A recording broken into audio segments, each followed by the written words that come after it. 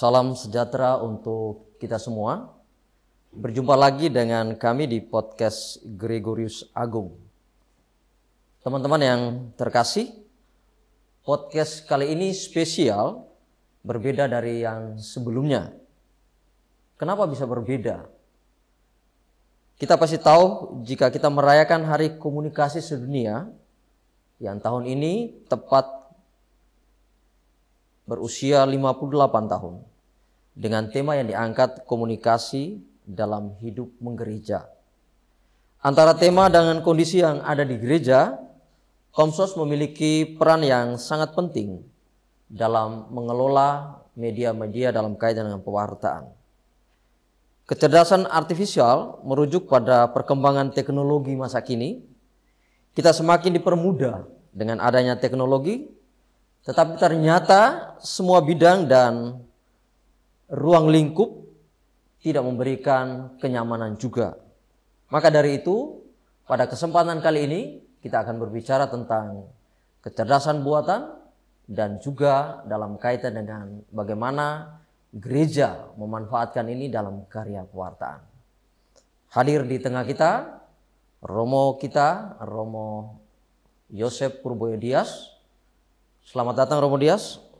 Selamat bergabung di podcast Gregorius Agung. Baik, dalam kaitan dengan tema tahun ini, terutama tema umum yang menyoroti tentang kecerdasan buatan. Di satu sisi kita memandang bahwa ini sesuatu yang luar biasa, di mana mau menunjukkan bahwa manusia itu cerdas, menunjukkan hasil yang memuaskan. Tetapi di sisi lain juga membawa sesuatu yang kurang baik, terutama dampak negatif yang dimunculkan diakibatkan oleh teknologi, terutama berkaitan dengan kecerdasan buatan tadi. Baik, dalam kaitan dengan itu kita memandang ini bahwa tidak hanya mempengaruhi dunia profan, tetapi juga mempengaruhi dunia religius. Ya. Baik, Romo, bagaimana tanggapan Romo terkait mengenai komunikasi sosial tahun ini yang lebih menyoroti tentang kecerdasan buatan atau artificial intelligence, pesan Paus untuk Hari Komunikasi Sedunia tahun ini? Gimana tanggapan Romo tentang pesan umum dari Paus ini? Iya, pertama menarik ya, karena sebetulnya Paus Fransiskus ini melanjutkan tema-tema sebelumnya ya. Kalau tahun lalu mendengarkan dengan telinga hati, ya sekarang Paus mengajak kita untuk melihat juga artificial intelligence ini dalam konteks bagaimana gereja menanggapi ini ya. Tentu ada peluang tapi juga ada tantangan. Menarik bahwa Hari Komunikasi Sedunia ini Paus melanjutkan dari tema-tema tahun sebelumnya ya. Kalau tahun sebelumnya mendengarkan dengan telinga hati ya, sekarang Paus mengajak kita untuk merefleksikan bagaimana kemajuan teknologi ya, secara khusus artificial intelligence ini juga membawa peluang sekaligus tantangan bagi komunikasi itu sendiri dan juga bagi gereja tentunya ya. Tetapi pada prinsipnya gereja itu terbuka terhadap kebaruan ya. Gereja terbuka terhadap perkembangan. Gereja tidak berhenti pada satu titik saja, tetapi senantiasa melihat ya perkembangan teknologi, perkembangan zaman. Tentu semua gereja alami juga, biar bagaimanapun perkembangan-perkembangan yang ada di dunia tentu juga membawa perkembangan juga dalam hidup gereja. Maka gereja melihat itu sebagai sebuah peluang, tetapi juga ada tantangannya juga di situ. Ada positif, ada negatifnya pasti. Oke, baik. Dalam kaitan yang tadi Romo sudah menjelaskan tentang bagaimana gereja itu membuka diri Ya. terhadap perubahan itu sendiri. Nah, dengan penetapan Hari Kaum Sos Sedunia, terutama di tanggal 7 Mei ya, oleh Paulus ke-6, Ya. di situ gereja mau menunjukkan bahwa ada keterbukaan, melihat peluang itu sebagai peluang untuk bagaimana mewartakan kerajaan Allah ke seluruh dunia dengan media itu. Tetapi jauh sebelumnya itu pasti juga ada ya, terutama dalam kaitan dengan semangat aggiornamento yang dimunculkan oleh Paus Yohanes ke-23 ya. Nah, ini juga menjadi satu gerakan ya. Baik. Nah, terkait mengenai perubahan dan juga keterbukaan tadi, apakah gereja hati-hati nggak dalam kaitan dengan bagaimana mengadopsi AI dalam kaitan dengan bidang pelayanan, terutama dalam kaitan pelayanan sakramen? Oke.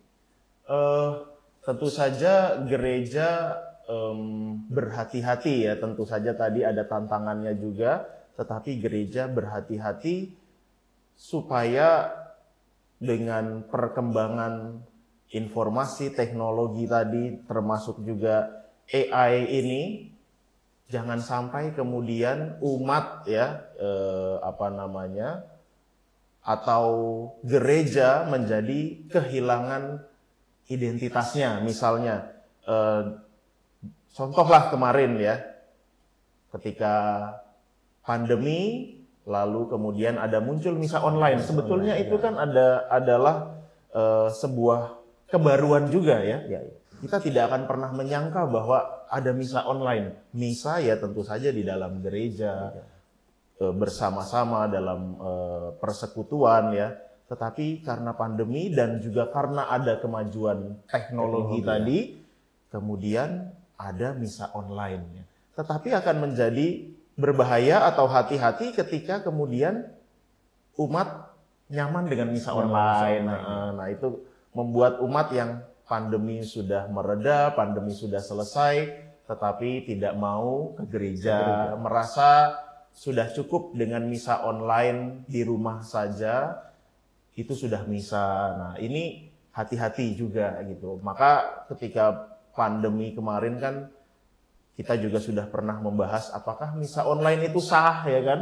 Apakah misa online itu sungguh-sungguh valid gitu sebagai sebuah sakramen dalam gereja ya. Tetapi kita juga melihat situasi. Tentu dalam situasi khusus maka gereja pasti akan memikirkan hal-hal yang khusus juga. Tetapi kalau dalam situasi umum ya tentu saja gereja juga melihat dalam situasi yang umum sehingga ya kita kembali seperti dulu lagi. Nah, maka ada tantangannya di situ, termasuk juga artificial intelligence tadi itu. Apakah nanti misa bisa digantikan ya? Kayak sekarang mungkin saudara-saudari, Bapak Ibu sudah melihat di Eropa ya, atau misalnya di Indonesia saja, tidak usah dalam misa, tetapi dalam berita ya, misalnya sekarang sudah tidak ada lagi anchor news-nya ya diganti oleh AI itu ya. Itu juga sudah terjadi, tapi jangan sampai nanti apakah nanti misa romonya digantikan oleh AI itu ya. Nah, kalau di berita anchor news-nya atau pembawa beritanya sekarang sudah mulai digantikan oleh artificial intelligence itu ya, mungkin itu sudah suatu kebaruan dalam media informasi ya, secara khusus berita. Tetapi kalau di dalam ekaristi, apakah nanti seperti di Jerman ya, romonya digantikan dengan itu dalam perayaan ekaristi. Nah, itu juga tentu hati-hati karena komunikasi itu kan personal ya. Komunikasi itu menyangkut pribadi. Sementara dalam seruan Paus Fransiskus, artificial intelligence itu tidak menunjukkan ya bagaimana perjumpaan itu harus ada gesturnya, ada mimiknya, ya, ada rasanya. Tetapi itu tidak kita temukan dalam AI itu. Oke, baik. Dalam kaitan dengan ini ada juga kasus di Eropa itu, ketika kita membaca tentang persoalan itu, di mana pendeta ya itu dihadirkan dalam bentuk AI, lalu kemudian suaranya suara pendeta juga. Tetapi ada yang mengatakan bahwa sepertinya mengalami satu kekeringan ya. Karena apa yang dibicarakan itu bukan lahir dari hati ya. Bahwa yang memiliki itu hati, dan hati hanya dimiliki oleh manusia ya. Orang boleh menggunakan teknologi tinggi ya, tetapi harus juga memiliki hati. Satu kepekaan sini hanya manusia. Maka di Paus Fransiskus menekankan bahwa boleh kita memiliki teknologi yang tinggi, tetapi jangan miskin kemanusiaan ya. Baik. Kita masuk lagi dalam kaitan dengan persoalan mengenai misa online tadi ya. Di satu sisi ya karena sangat membantu ya, karena situasi waktu itu berbeda ya. Sementara kita sekarang kan masih situasinya normal. Artinya kita bisa datang di gereja untuk kemudian menghadiri Ekaristi seperti biasa. Tapi ada juga yang tadi Romo katakan mencari kenyamanan ya, untuk kemudian bisa mengikuti perayaan Ekaristi secara daring ya. Kebetulan di beberapa komsos juga masih berusaha untuk menayangkan itu ya. Nah, dalam kaitan dengan ini bagaimana kita memandang imam sebagai persona Kristi ya dalam kaitan dengan media ini? Apakah orang yang mengikuti Ekaristi secara daring, lalu bagaimana kita memandang imam sebagai persona Kristi? Bisa dijelaskan? Iya, tentu saja dalam Ekaristi imam itu hadir in persona Christi yang mengorbankan Ekaristi dalam perayaan Ekaristi, dan itu tidak akan bisa dirasakan oleh umat yang misa daring atau misa online.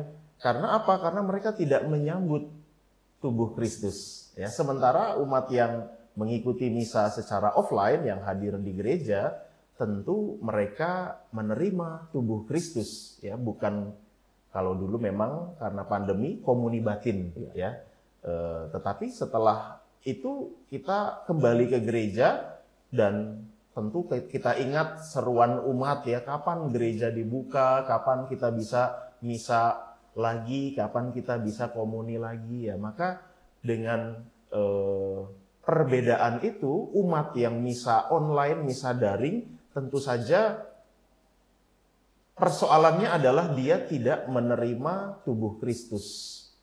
Ya, tentu in persona Christi ya, umat melihat dalam layar televisinya, YouTube-nya, layar HP-nya, tentu tetap melihat imam sebagai in persona Christi yang mempersembahkan misa. Tetapi umat yang misa daring, misa online, dia tidak bersatu dengan Kristus dalam komuni kudus tadi itu. Nah, maka sebetulnya tentu saja dengan kita sudah normal, sudah bisa merayakan Ekaristi, misa online bagi kita di paroki Kota Bumi ini tetap kita adakan khusus untuk mereka yang sakit. Ya, mereka yang lansia, yang immobile, yang tidak bisa ke gereja, mereka bisa merayakan Ekaristi online dengan tetap menyambut tubuh Kristus yang prodiakon bawa.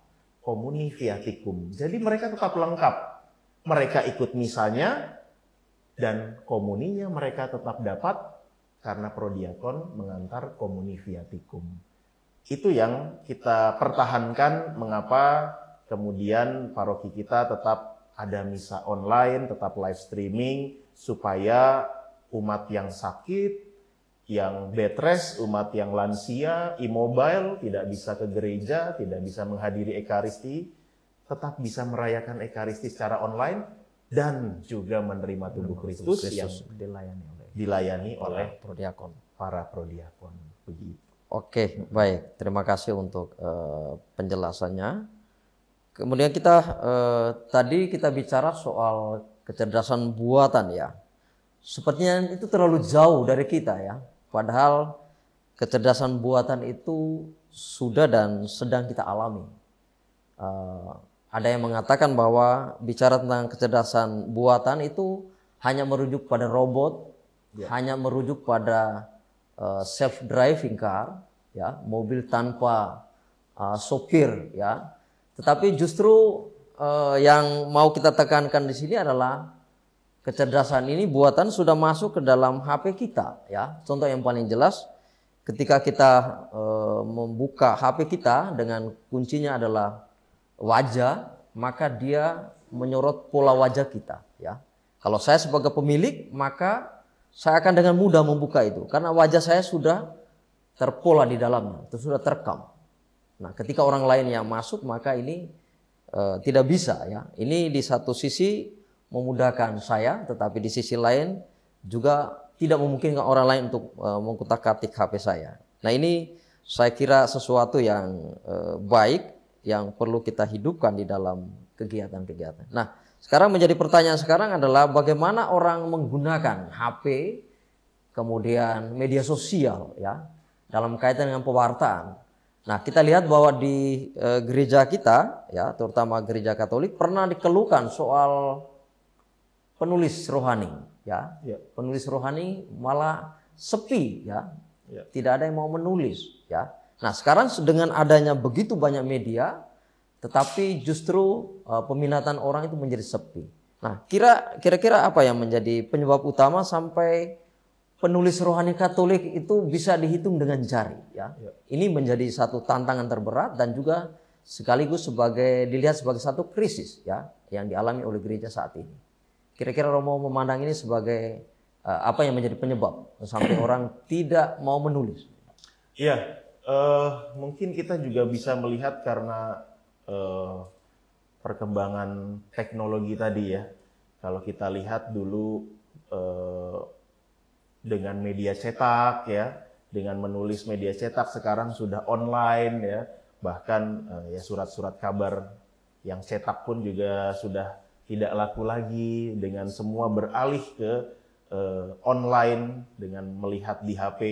Saya pun juga sudah bisa membaca, ya, tidak perlu lagi membeli koran, majalah, tabloid segala macam. Di situ juga sudah mulai ada pergeseran, ya, ke digital dari yang media cetak. Mungkin dulu ada majalah paroki kah, ya kan? Ada majalah yang terbitan yang dicetak, tetapi kemudian semua ditambah lagi pandemi juga tidak boleh mengedarkan segala macam, ya, karena ada kontak fisik misalnya. Nah, itu kemudian membuat bergeser ke digital, dan dengan perkembangan teknologi informasi, orang beralih, ya, ke digital semua, dengan juga lebih banyak podcast-podcast seperti ini, ya, pembicaraan seperti ini, sehingga orang mendengarkan tetapi membaca literasi menjadi lemah, ya. Kita bisa menonton banyak podcast, kita bisa menonton banyak YouTube misalnya, ya. Tetapi untuk membaca kemudian orang menjadi lemah, gitu, karena pergeseran tadi ke media digital, secara khusus audiovisual, media-media sosial lainnya, gitu. Dan inilah yang menjadi kelemahan kita juga, terutama juga generasi-generasi muda. Maka orang membaca atau media-media sosial pasti terbatas, hanya sekian detik, hanya sekian menit, ya. Tidak lagi panjang dengan tulisan yang panjang, ya, tetapi dengan tulisan yang singkat, hanya sekian detik, hanya beberapa menit saja. Yang penting itu tersampaikan poin-poinnya. Orang menjadi lemah untuk membaca, apalagi menulis. Nah, itu yang terjadi pergeserannya di situ. Maka, ya, saya rasa, ya, kemudian menjadi tantangan bagaimana penulis-penulis Katolik atau penulis-penulis iman, ya, untuk media sosial kita ini harus juga bisa beradaptasi, ya. Nah, ini yang menjadi tantangan, bagaimana ada penulis-penulis lagi, tentu kita medianya ada sekarang, media sosial ya. Tetapi untuk membuat orang menulis dan membaca, literasi, itu yang sekarang agak bergeser. Karena orang sekarang semuanya serba mendengarkan ya. Mendengarkan YouTube, mendengarkan Spotify, mendengarkan podcast, semuanya serba mendengarkan. Nah, tidak lagi membaca. Kalau dulu mungkin teknologi informasi belum maju, orang mencari jurnal ya, mencari buku di perpustakaan ya, mencari sumber-sumber. Di situ ada usaha untuk kemudian meminjam buku, membaca banyak gitu. Tetapi sekarang dengan mudah ya mendengarkan saja kita sudah bisa gitu. Baik. Ini perkembangan teknologi. Ya, di satu sisi kita coba menghidupkan tentang podcast dan sebagainya ya. Orang lebih banyak berbicara ketimbang menulis. Betul. Ya. Tetapi kalau apa yang kita bicarakan mestinya harus ditulis ya. Digagas terlebih dahulu sehingga pada saat kita berbicara ada hal yang menarik ya, ada hal yang kita siapkan sehingga ada keruntuhan ketika kita berbicara tentang sesuatu, apalagi dalam kaitan dengan pewartaan. Betul. Nah, dalam kaitan pewartaan ini kita bagi saya lemah ya. Beda dengan teman-teman yang di gereja sebelah ya. Mereka lebih getol dalam kaitan dengan pewartaan. Lalu kemudian persoalan-persoalan iman yang mereka tonjolkan ya. Nah, kira-kira apa yang bisa kita lakukan sih, Romo, dalam kaitan dengan persoalan mengenai masalah-masalah sakramen dan sebagainya? Banyak umat yang tidak tahu nih ya. Bagaimana kita memanfaatkan ini supaya umat menjadi tahu tentang pelayanan sakramen, apa yang menjadi tuntutan di dalam menerima sakramen itu, sebelum menerima sakramen itu.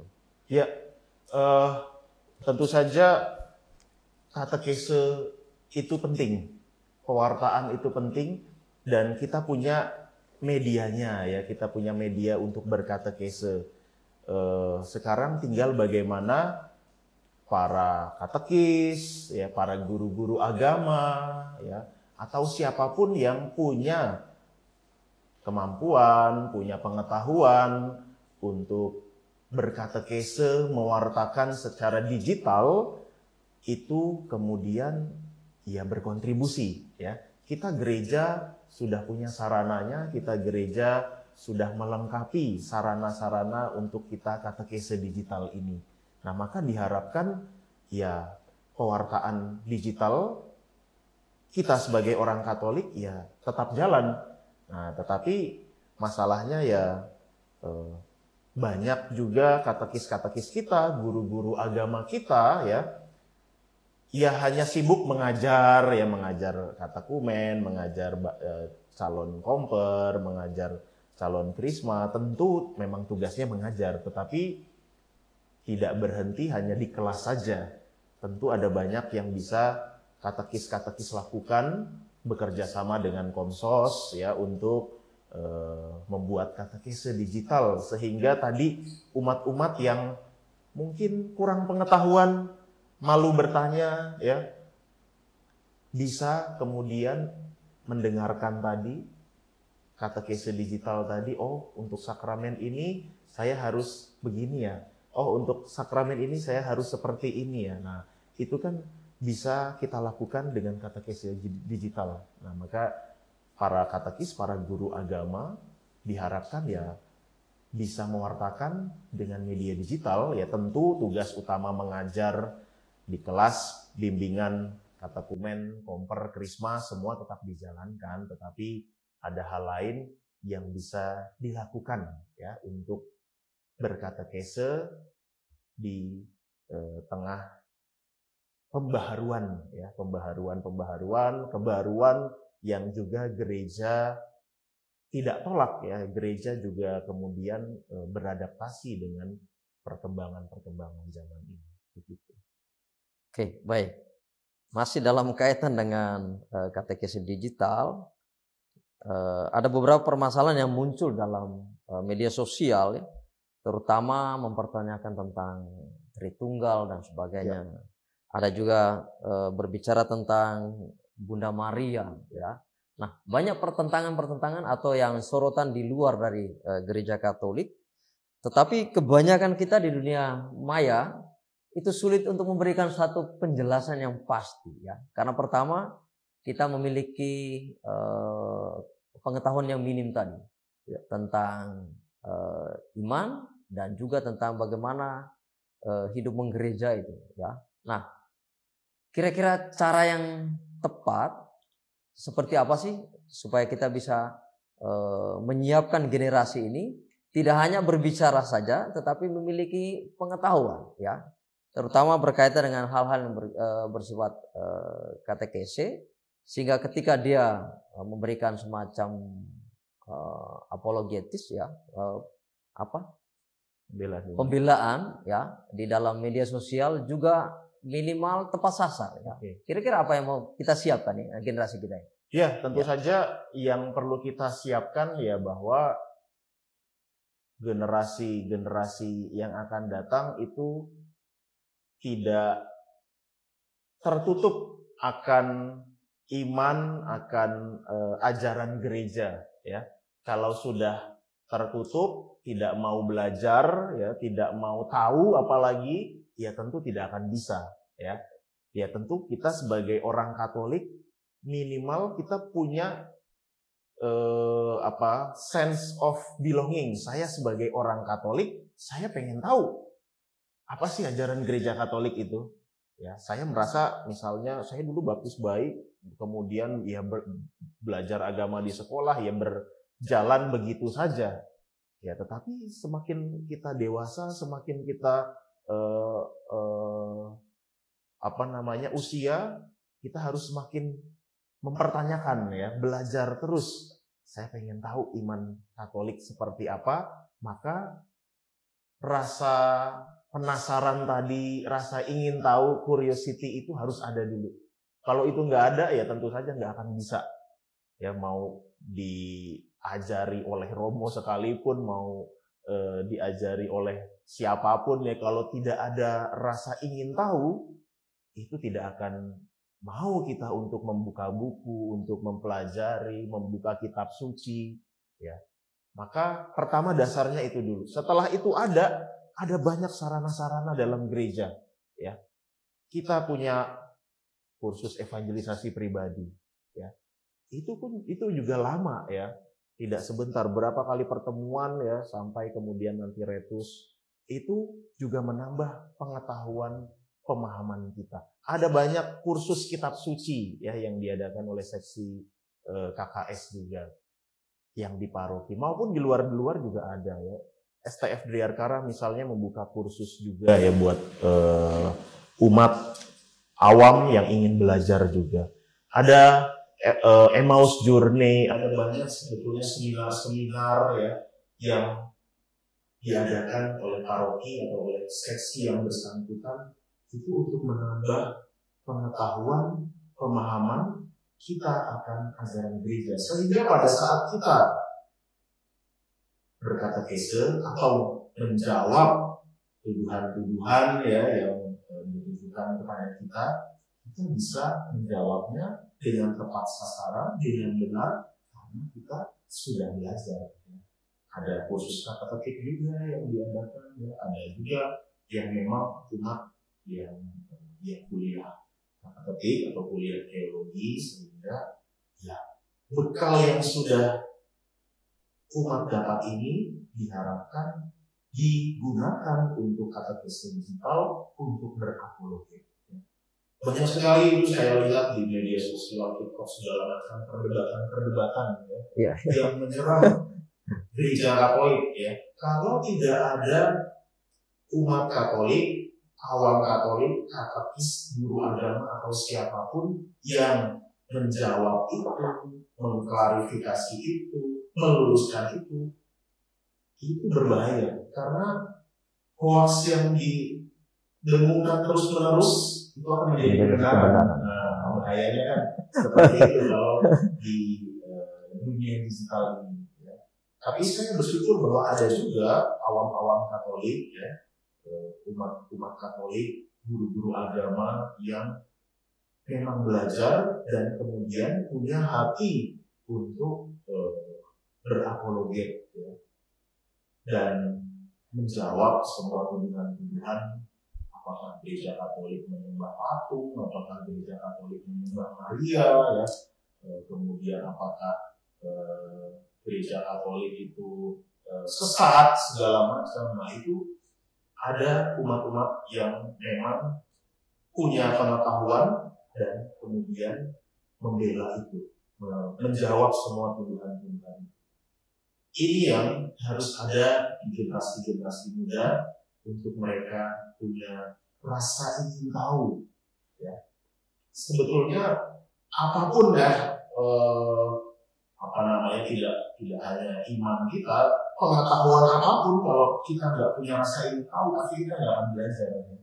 Tentu kita kalau punya rasa ingin tahu, saya punya rasa ingin tahu gimana sih media digital sekarang ini, bagaimana sih mengoperasikannya, ya, bagaimana sih membuat live streaming, bagaimana sih membuat konten-konten. Pasti ada rasa ingin tahunya dulu, baru kemudian bisa belajar. Berarti punya alat, punya media, tapi keinginan untuk tidak mau tahu juga susah, ya. Itu dia.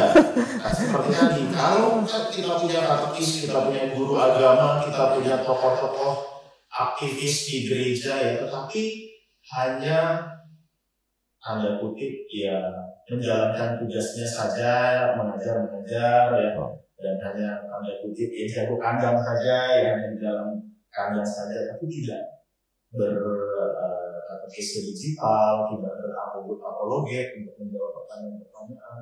Ya, tentu saja sayang sekali sarana yang sudah gereja berikan ini, yang sudah gereja siapkan. Baik, terkait mengenai soal proses pembelajaran tadi digital, banyak sumber, ya. Tapi lagi-lagi kembali kepada yang bersangkutan, kembali kepada diri. Sekarang sumber digital begitu banyak, ya, sumber secara daring, baik di YouTube maupun ini di media-media website, itu banyak yang menyediakan sumber-sumber yang bisa memberikan semacam pencerahan, ya. Tetapi kembali kepada masalah tadi, kalau yang bersangkutan ingin supaya dia maju, mau belajar, maka dia akan berkembang. Tapi kalau dia hanya memandang tumpukan buku atau memandang YouTube saja, tetapi tidak mencernanya secara baik, maka hasilnya juga tidak memuaskan, ya. Oke, baik. Dalam kaitan dengan ini juga kita akan coba untuk menelusuri soal kecerdasan buatan tadi, ya. Ini dalam kaitan dengan bagaimana mengadopsi suara bisa membuat orang mirip dengan orang yang bersangkutan, ya. Tetapi ini juga ada bahaya, ya. Bahaya dalam arti orang bisa menggunakannya secara tidak bertanggung jawab, ya. Syukur kalau yang diekspos adalah hal yang positif, ya. Nah, ini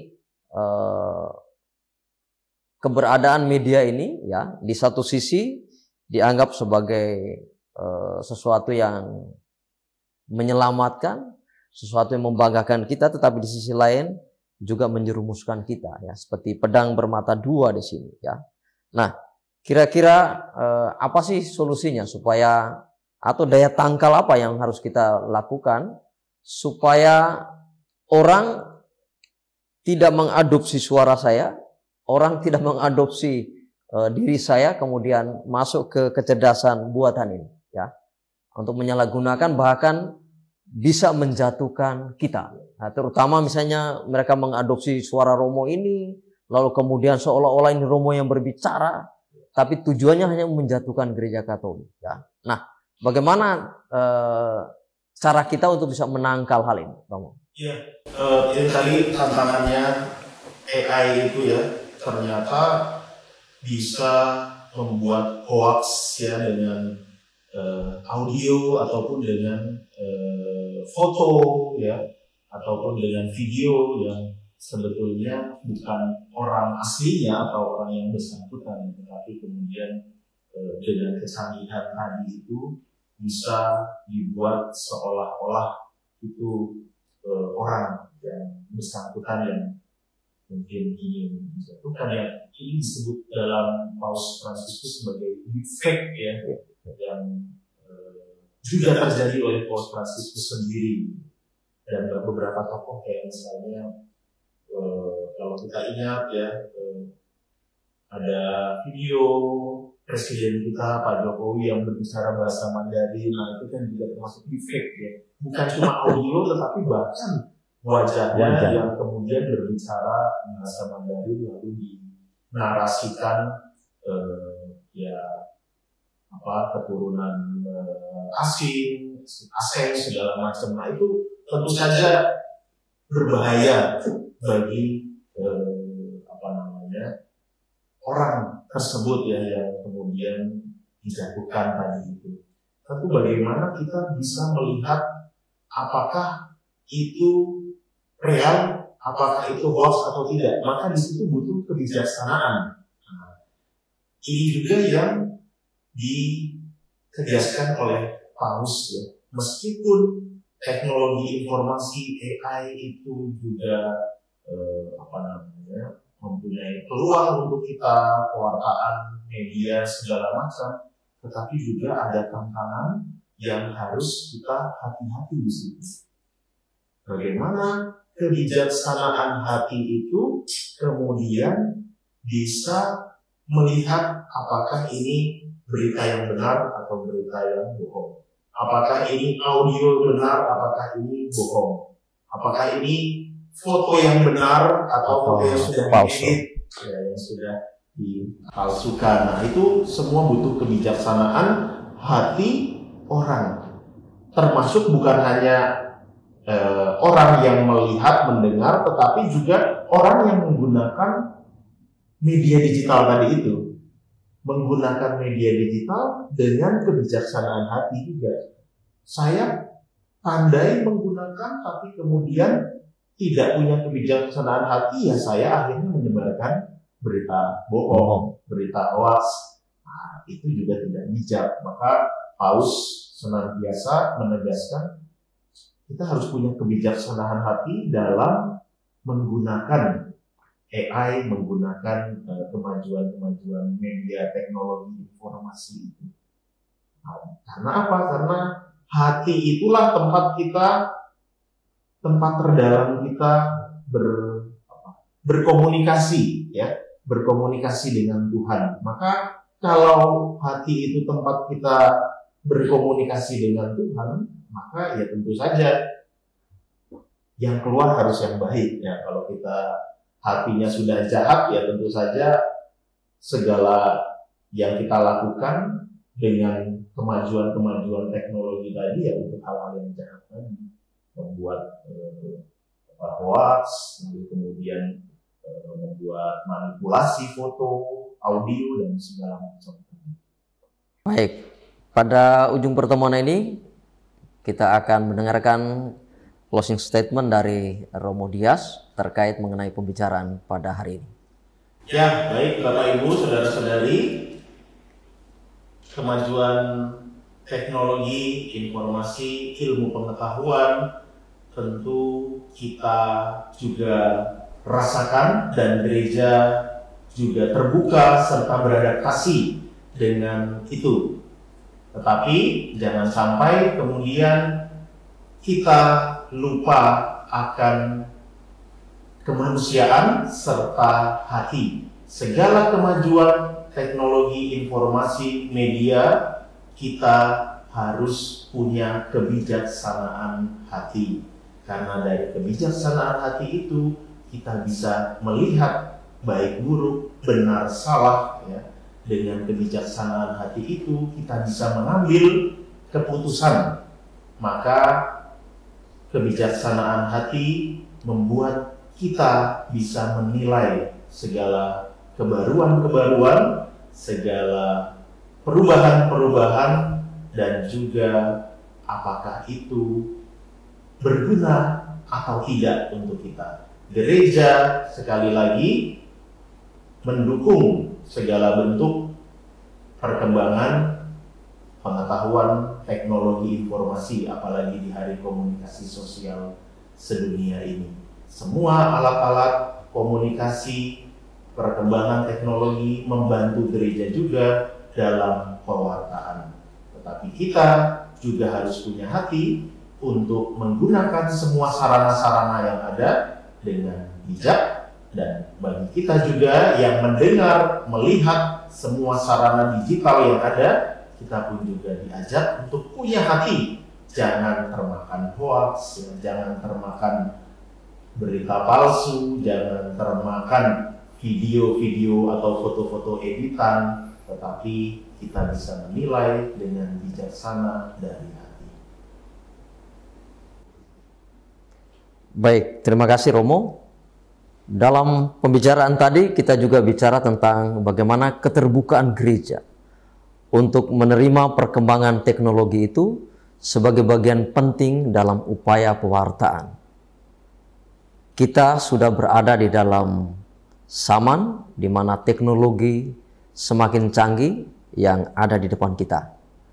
Kita sudah berada di lautan ini, maka kita mencari perahu yang tepat untuk kemudian bisa berlayar.